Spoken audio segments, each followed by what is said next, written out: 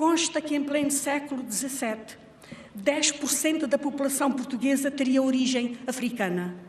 Essa população não nos tinha invadido. Os portugueses os tinham trazido arrastados até aqui. E nos miscigenamos. O que significa que por aqui ninguém tem sangue puro. A falácia da ascendência única não tem correspondência com a realidade. Cada um de nós é uma soma. Tem sangue do nativo e do migrante, do europeu e do africano, do branco e do negro e de todas as outras cores humanas. Somos descendentes do escravo e do senhor que o escravizou. Filhos do pirata e do que foi roubado. Mistura daquele que punia até à morte e do misericordioso que lhe limpava as feridas. Nós, portugueses, não somos ricos. Somos pobres e injustos. Mas ainda assim, derrubámos uma longuíssima ditadura e terminámos com a opressão que mantínhamos sobre diversos povos. E com eles estabelecemos novas alianças e criámos uma comunidade de países de língua portuguesa. E fomos capazes de instaurar uma democracia e aderir a uma união de países livres e prósperos que desejam a paz. Assim sendo, por certo que ainda não temos as respostas, mas perante as incógnitas que nos assaltam, sabemos que temos a força. Leio Camões, aquele que nunca mais morreu, e comovo-me com o seu destino, porque se alguma coisa tenho em comum com ele, que foi gênio, e eu não sou, é a certeza de que partilho da sua ideia, de que um ser humano é um ser de resistência e de combate. É só preciso determinar a causa certa. Muito obrigada. Basicamente o que se passa é isto. O Governo anunciou antes da campanha eleitoral de forma eleitoralista que ia expulsar 17 mil pessoas, se não me engano. Até o Partido Socialista tinha levado à expulsão de mais pessoas. Ou seja, isto é nada, é não fazer nada sobre a imigração. E agora soubemos, porque foi o próprio Ministro que o disse, que a imigração vai aumentar no próximo ano devido ao reagrupamento familiar. E podemos estar a falar de cerca de 500 mil de pessoas. Portanto, ou isto é brincadeira, ou então num país com 1,6 milhões de pessoas, estamos a querer pôr pólvora e mais pólvora no barril, à espera que rebente, e que rebente de qualquer maneira. Nós não vamos permitir que isso aconteça. E, portanto, ou começamos a devolver pessoas ao seu país de origem, ou o país não se pode tornar o quintal do mundo inteiro. É muito simples. Isto não tem nada de falta de humanismo, nem de falta de humanidade. O país não aguenta ter 2,1 ou 2,3 ou 2,5 milhões de imigrantes, num país com 11 milhões de pessoas. Quer dizer, acho que isto não estamos a pedir nada. Estamos a ser razoáveis na dimensão do país e no controle de fronteiras. Portanto, ou temos uma explicação cabal para isto, de quantos é que vão entrar por causa do reagrupamento familiar, ou teremos que fechar as fronteiras. E não temos mesmo opção em relação a isso. Caso não nos deem uma explicação sobre quem vai entrar, aquilo que exigiremos ao Governo é que feche as fronteiras e que não deixe entrar nos próximos tempos até ter a situação resolvida. Penso que não estamos a ser nem radicais, nem exigentes. Acho que qualquer português... Compreendo perfeitamente, mas não devem existir muitos países com 11 milhões de pessoas e com 2 milhões de imigrantes. Quer dizer, há momentos na história em que nós temos que nos pôr a nós em primeiro lugar. E este é um desses. 2 milhões de imigrantes num país com 11 milhões de pessoas tem um nome, é um crime. É um crime, é uma destruição, é um atentado. E as pessoas sabem o que é que eu estou a dizer, porque vivem no lado a lado. Não vale a pena fingirmos. Uma coisa é termos uma imigração controlada e regrada. Outra é termos 10 ou 15 ou 20% da população imigrante. Quer dizer, não é sustentável, não é aceitável e também não é nenhum radicalismo. É dizer ao Governo isto. Quem vem para trabalhar, quem vem por bem, nós fomos um país aberto e temos muitos que também foram trabalhar para fora e integrar-se lá fora. Nem França, que é França, teve a aceleração demográfica que nós estamos a ter. E França tem 60 ou 65 milhões de habitantes. Portanto, nós temos que perceber muito bem o que é que estamos a fazer. Isto não é uma brincadeira, isto vai deixar consequências para o futuro, para os nossos filhos, para os netos, para o tecido social. Não, o que nós vamos propor é que o Primeiro-Ministro diga quantos... Não é o espaço Schengen, porque muitos destes imigrantes do reagrupamento familiar nem sequer tem muito a ver com o espaço Schengen. O que não vamos permitir é que em 6 meses aumente meio milhão o número de imigrantes em Portugal. E o Governo tem que nos dizer o que é que propõe para isso. Como é que vamos controlar isso? Muito bem, vai entrar meio milhão com base no reagrupamento familiar. Mas vamos expulsar outro meio milhão? Ou vai aumentar meio milhão de imigrantes? Pelo menos vamos dizer às pessoas a verdade. Não vamos mentir-lhes como nos dados do Banco de Portugal. Vamos dizer-lhes a verdade. Se for para termos 2 milhões de imigrantes, então o governo que assuma. Meus caros, vamos ter 2 milhões de imigrantes. Nós diremos que é errado, mas cá estamos para a luta política. Agora, não andamos a enganar, a dizer estamos a reduzir a imigração, expulsamos 17 mil pessoas e entra meio milhão. Isto é errado, é burlar as pessoas, é enganar as pessoas. E é um risco, na minha perspectiva e na perspectiva do Chega, para o futuro do país. Se é isto que queremos, bom, pagaremos um preço, e pagaremos um preço bastante elevado por isso. Espero que não seja essa a estratégia do Governo, mas fiquei preocupado, e acho que o país todo ficou preocupado, em ouvir o Ministro Leitão Amar dizer, com a maior naturalidade do mundo, que vamos aumentar meio milhão de imigrantes por causa do reagrupamento Dos portugueses serem mais puros ou menos puros. Nós temos é que pôr isto na cabeça, e isto não é nenhum nacionalismo, nem nenhuma xenofobia. Dizer os portugueses primeiro não devia chocar os políticos, devia orgulhar os políticos. Quando eu digo que vamos pôr Portugal primeiro, talvez estes discursos do Presidente e de quem hoje falou, do Sr. Conselheiro de Estado, vão um pouco em choque com isto. Mas connosco vai ser mesmo assim, Portugal primeiro e os portugueses primeiro. E do que eu estou a ver, as pessoas gostam disso e vamos continuar a fazer isso. Somos um país que carece de unidade, que se deve exercitar na democracia e na liberdade, o que significa defender esses valores que estão associados aos 50 anos que vivemos ultimamente. Por isso, aquilo que hoje posso dizer é que, para além da lição, também ela é uma lição cívica de Lídia Jorge, o que é importante é que os portugueses compreendam que há valores dos quais não nos podemos separar. E nós comemoramos este ano os 50 anos do 25 de novembro.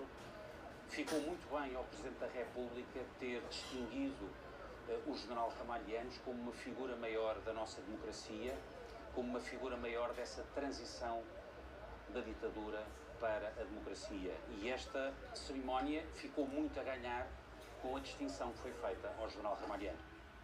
Tu não vi o discurso todo no seu conjunto, mas parece-me ter sido um discurso de afirmação dos valores universais que nos caracterizam como portugueses e um apelo à coesão num momento em que há tantos apelos a extremismos, ao medo e à divisão. Hoje é o dia 10 de junho, é o dia da identidade, da nossa identidade nacional, é o dia da nossa união, é o dia da valorização das coisas boas que nós temos e, como qualquer povo, temos coisas boas, temos coisas menos boas. O que é preciso? Continuam a apoiar, chega mesmo aqui no dia de Portugal e eu senti um enorme apoio de toda a gente. Eu acho que o discurso do Presidente da República foi um discurso muito conciso e foi um discurso propositadamente conciso. Acho que fez bem em tocar na questão dos ex-combatentes. Eu acho que é um tema que nós temos deixado fora da agenda e acho que era importante pô-lo na agenda. Nós temos trazido para a agenda, mas ele tem estado fora da agenda do poder, digamos assim. O Presidente da República pareceu-me quis, honestamente, dar uma centralidade aos antigos combatentes e eu acho que toda a cerimónia, a forma como ela decorreu, quis dar, na minha perspectiva, e eu acho que nós agora, como políticos, temos que dar esse seguimento, dar a estes homens e mulheres uma vida digna. Muitos deles têm pensões miseráveis, muitos deles não conseguiram mais após 50 anos e todos estes discursos do que um pequeno cartão que lhes dá acesso a quase nada, e eu acho que é tempo agora que temos um novo enquadramento parlamentar de lhes dar a dignidade que eles merecem. Esse foi um dos pontos. O segundo ponto prende-se com o facto de não ter existido uma palavra para o excesso de imigração que estamos a ter. E tanto se falou de multiculturalidade, da centralidade portuguesa, e os políticos continuam sem coragem para dizer que há um problema com a imigração em Portugal e que temos que lutar contra ela. Já sim, houve outro ponto, e esse parece-me perigoso, portanto eu não queria fugir à vossa questão, que Portugal é uma centralidade no mundo, isso ninguém tem dúvida. Que Portugal é um centro de culturalidade, isso ninguém tem dúvida. Agora, nós não podemos entrar num caminho perigoso de dizer que nós somos culpados pelo esclavagismo que houve no mundo, que fomos culpados pelo que aconteceu a ex-colónias ou a ex-províncias, ou começar a devolver, ou a querer devolver, como vi outros dizerem cá em Portugal, e como vi Moçambique pedir também esta semana, a devolução de obras de arte ou a devolução de qualquer riqueza portuguesa. E o governo que tentar que Portugal reveja a sua história, culpando-se a si próprio, ou devolver às colónias o que quer que seja, da nossa parte cairá no Parlamento. A caminho do final do mandato, Marcelo Rebelo de Sousa faz questão de sublinhar os povos que, ao longo dos tempos, fizeram o povo português.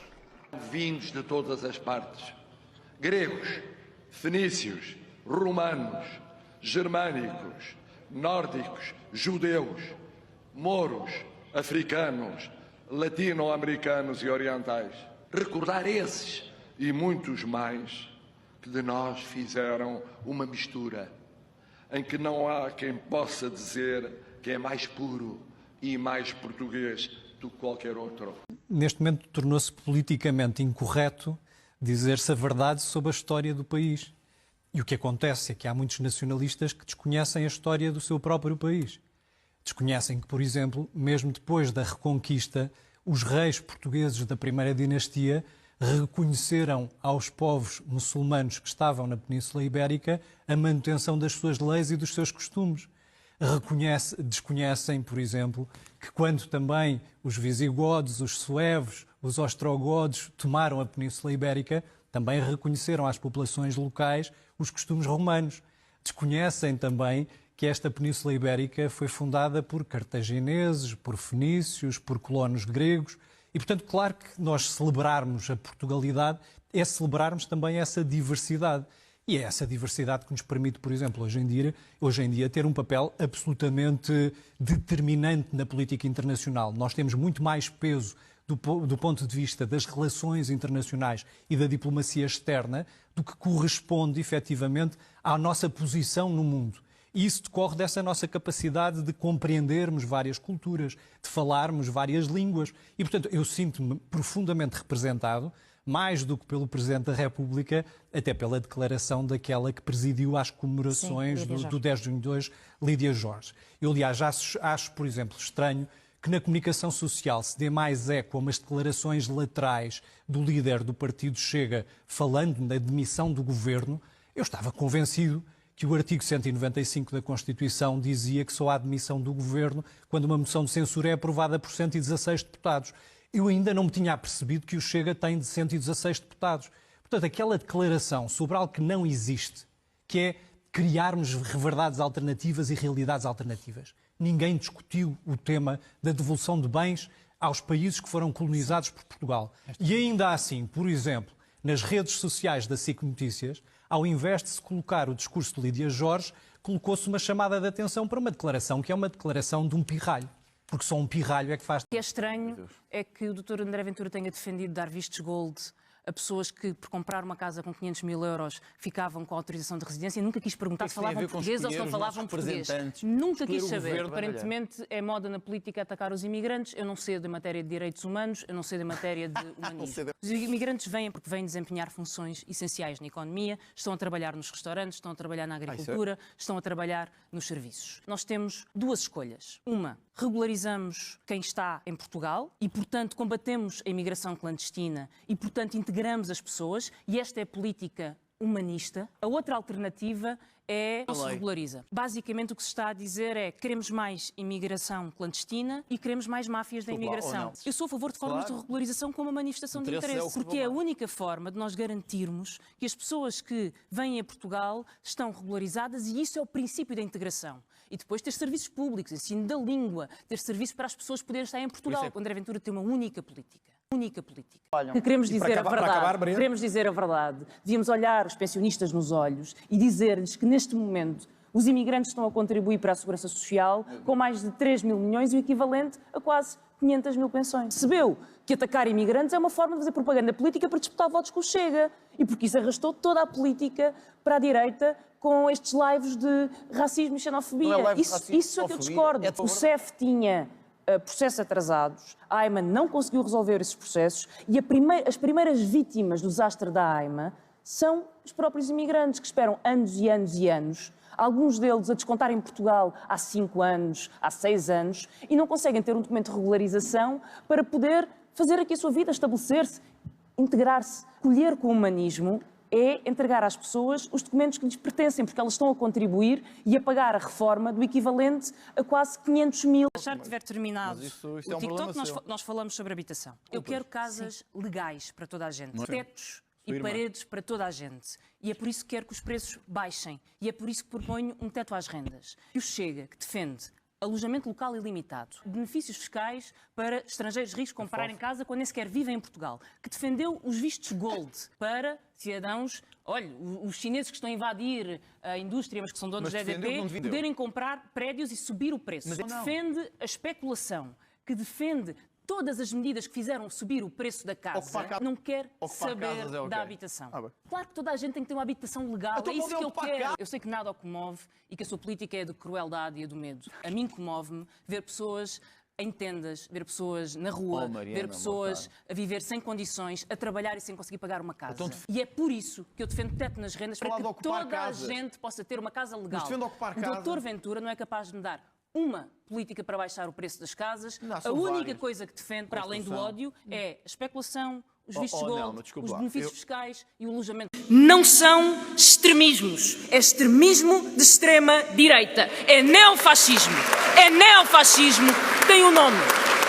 No dia 10 de junho de 1995, esse bafo decadente desceu sobre as ruas de Lisboa e um homem negro de 27 anos foi espancado até à morte por um grupo de neonazis.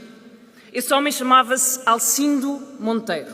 No dia 10 de junho de 2025, um grupo de neonazis, entre os quais estava o assassino de Alcindo Monteiro, invadiu um teatro e espancou um dos atores.